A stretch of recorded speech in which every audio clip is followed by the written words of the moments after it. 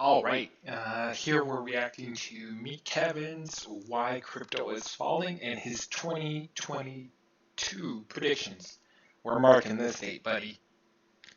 So let's get to it. Let's see what he says. Hey everyone, me Kevin here. Like, and I'm already subscribed. So let's do it. In this video, I'm going to talk about my 2022 predictions for cryptocurrencies, and we're going to start with Bitcoin. This video is brought to you by Moomoo, but more on them in a moment. Okay, folks, we've got to understand this.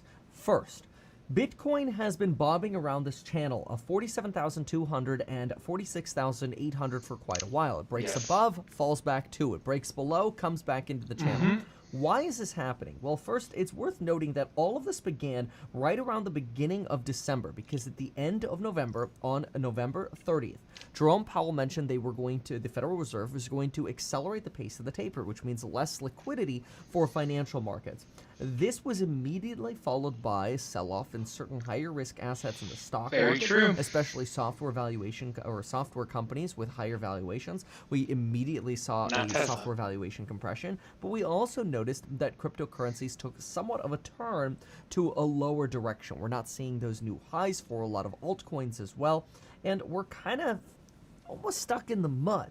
And so the question is, how long is this going to last? Well, folks, I have a thesis. And it's important to break down what moves cryptocurrency markets. Now, in order to understand this, I think it's really useful to revisit. If you're an M1 Plus member, when you use the new M1 Plus credit card to shop at some of the companies something that I thought was a very opposite catalyst, but still a catalyst that would hold back in 2021. And that is for the first 6 months of 2021, well, actually probably closer to the first 10 months of 2021, really until the Bitcoin ETF got a lot of excitement, and we talked about the Bitcoin Futures ETF. This, what I'm about to show you, held true. I predicted the peak of Bitcoin and talked about trading Bitcoin by selling it and then rebuying it. And what I'm going to tell you, the lesson from this. So, just real quick, yeah, that's true. He totally predicted the tip of it. Yeah, I think he set like a date where he was like, I'm going to sell Bitcoin here. I don't know if he did, but I recall hearing him talk about it later on, where he was like, I marked it in my calendar, but then I didn't sell. I sold like a few days later. But the day he marked was the actual date that it peaked. This is really key because it's the opposite of what you would expect. The peak that you're going to notice here is very critical. So watch the dates that I mentioned, and there's a particular reason why I mentioned them. Watch these dates here, and we'll take a quick listen to this, and then I'll explain.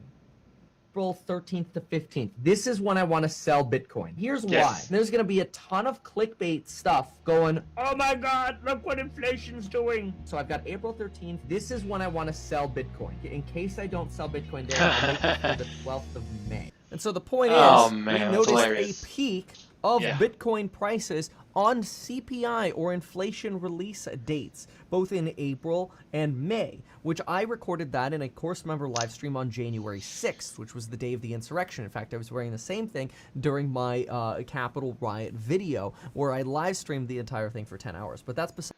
So far, he's just, everything he's saying is factual. But I want to get into his theory.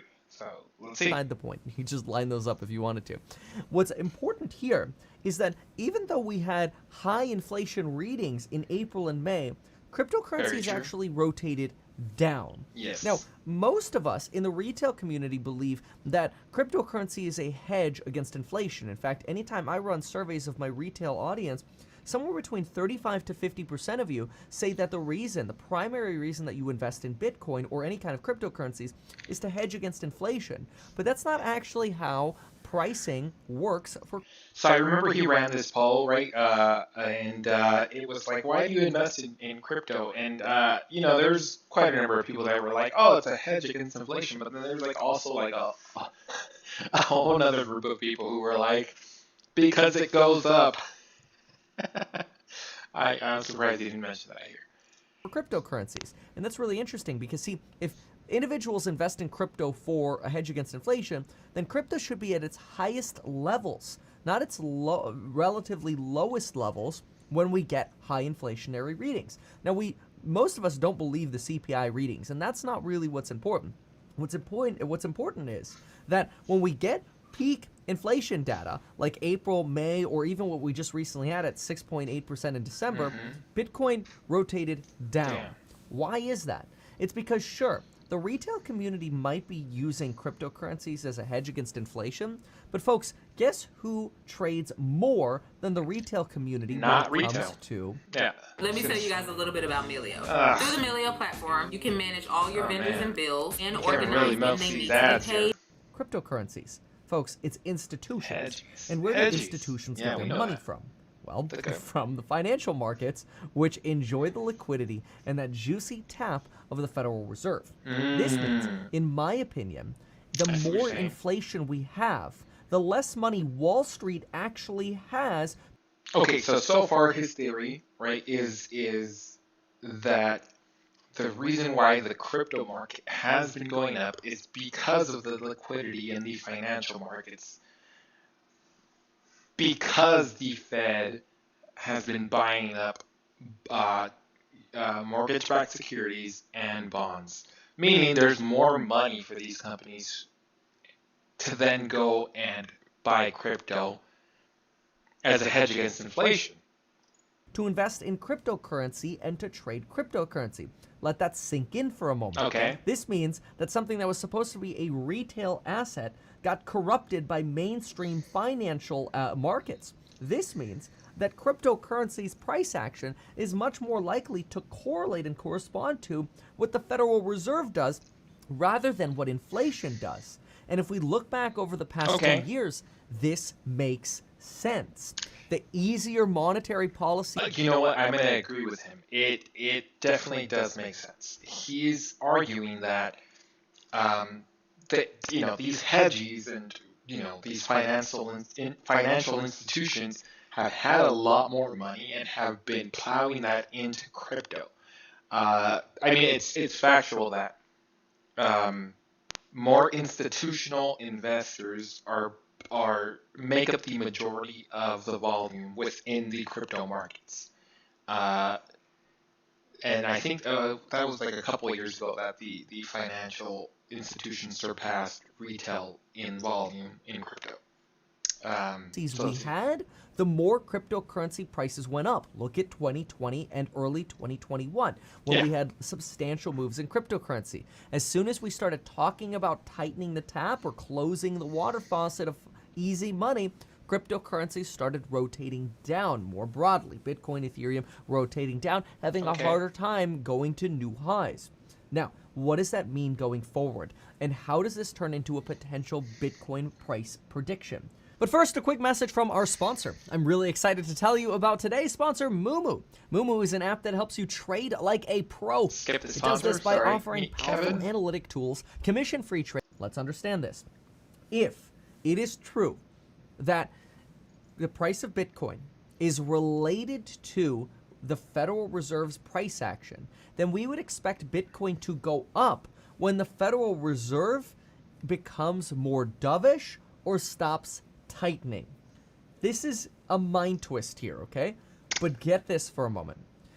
The more inflation we have, the tighter the Fed has to be, and the more the Fed has to act. So inflation goes up, the Fed has to raise rates more aggressively, which takes money out of the financial markets, and that would likely reduce the price of cryptocurrencies. So you have this weird issue where... Yeah, I mean, I see what he's saying.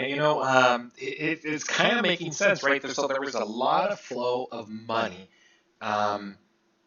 when we did not have the inflation report, right? The Federal Reserve was not talking about tightening or tapering, right, and increasing rates until the inflation readings came out.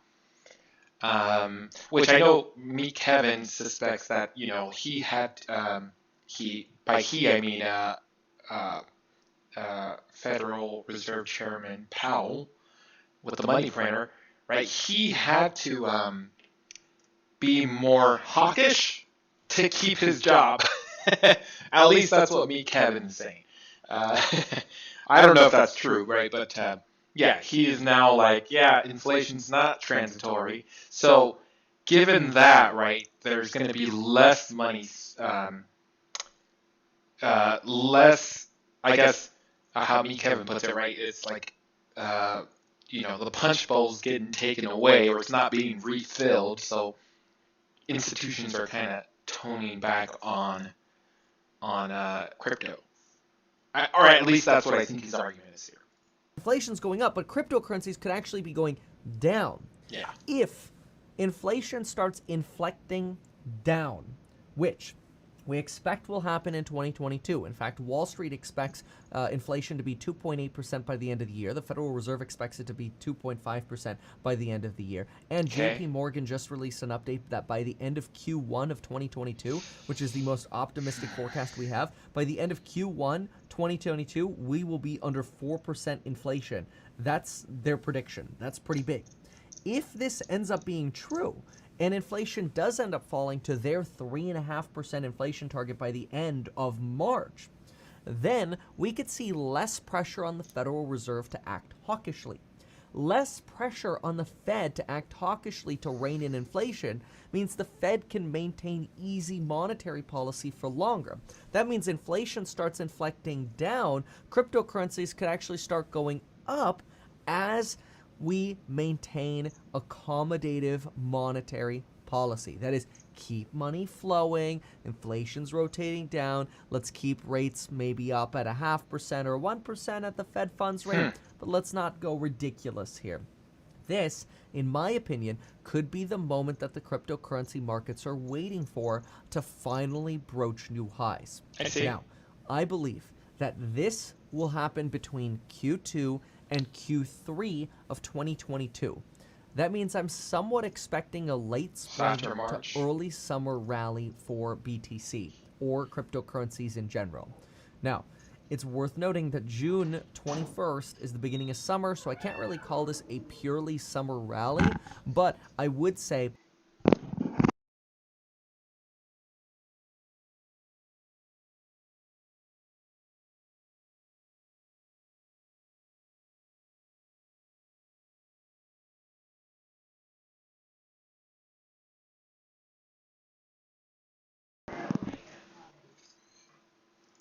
that even if the rally does What was that? Was he out this morning? Nope. He must have been out all night.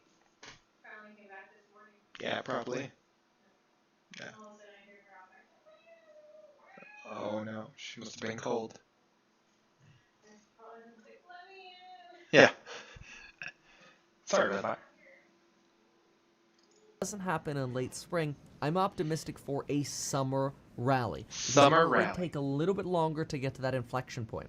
So if I kind of had to bottom line this, I would say late spring or a summer rally for cryptocurrencies is where I'm optimistic. Why? Because I believe that inflation is going to inflect down. And when it inflects down, there'll be less pressure on the Federal Reserve to constrain monetary policy, which means less pressure on the Fed to constrain means more free-flowing money, means more money for institutions. They trade more than we do. They have much more money invested than we do into cryptocurrency assets. And so what happens? We might see new highs on cryptocurrencies. So, I see what he's saying. Give me a second here to close my door here. Yeah, I can track the argument here, right? Where it's like, okay, the Fed tightens up, there's less money to be injected into the crypto markets, therefore, crypto's falling, right? The argument is that with more inflation comes more tightening, therefore, less money being injected into the markets. Now, on the flip side, right, here's the thing though, is like the Fed's already said they have a plan to move forward, right? So, like, I mean, I haven't finished this video, right, but he's making the assumption that if we see inflection, or a downward inflection in inflation, the Fed won't be as likely to tighten up. I don't know if I agree with that. That's a tough one, right? Because they've already said, like, hey, this is what we're planning to do, right? To start tapering right? Reducing, month to month, I think, the amount of mortgage-backed securities and bonds that they're buying. And I think they have I forget exactly how much they're reducing by, but that, I don't know if I can necessarily fully agree, but I mean, it's a clever argument. I definitely think that it's a good theory. We'll see what it This says. is my belief. It could be entirely wrong, but it is an investment decision that I am going to be pursuing. This means I Okay. believe we have a lot of time ahead of us to be patient when it comes to investing in cryptocurrencies. I don't think we need to go into margin. I don't recommend going into margin. I think it's a bad idea to go into margin, even though I'm slightly in margin. I certainly wouldn't borrow against my cryptocurrency assets because they can be a lot more volatile, so I highly don't encourage that. But personally, I think we can be patient with buying the dip here. No guarantees. I hope we go to the moon tomorrow, but I don't think we're going to. At least not for another probably 4, 5, 6+ months. But the second half of 2022, I'm pretty excited about, because I think the Federal Reserve will go right back to being dovish and accommodative, and that's going to be great for cryptocurrency. So, ironically, as inflation goes down, even though people are using crypto as inflation hedge, as inflation goes down, cryptos might actually end up doing better.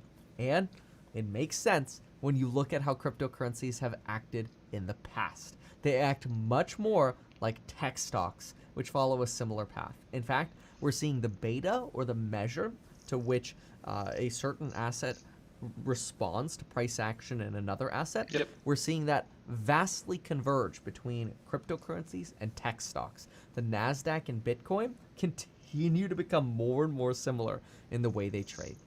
And so therefore, folks, I'm very optimistic for the second half. If you found this video helpful, consider sharing it, and folks, we'll see you in the next one. Thanks so much.